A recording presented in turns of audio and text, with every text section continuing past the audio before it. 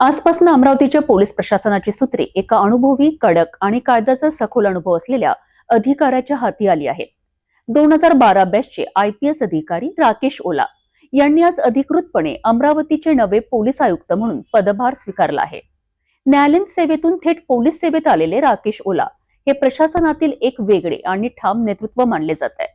राजस्थानमधील मूळ असलेले राजेश ओला यांनी BSc आणि LLB शिक्षण पूर्ण केल्यानंतर राजस्थान न्यायिक सेवेत न्यायिक दंडाधिकारी म्हणून जवळपास 7 वर्षे सेवा बजावली.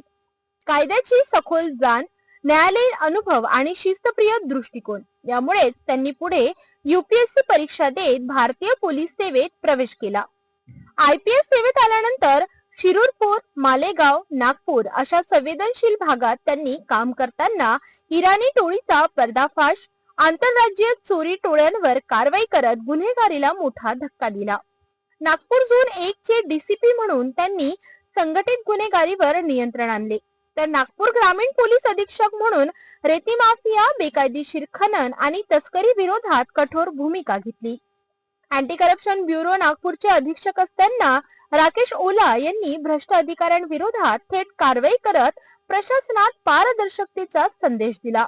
नागपूर ग्रामीण पोलीस दलाच्या माध्यमातून 121 चोरी झालेले मोबाईल फोन नागरिकांना परत देण्याची मोहीम ही जनतेचा विश्वास वाढवणारी ठरली.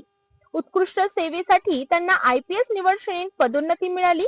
मुंबई सारख्या महानगरात DCP म्हणून काम केल्यानंतर आता अमरावती सारख्या महत्वाच्या शहराची जबाबदारी त्यांच्याकडे सोपविण्यात आली आहे.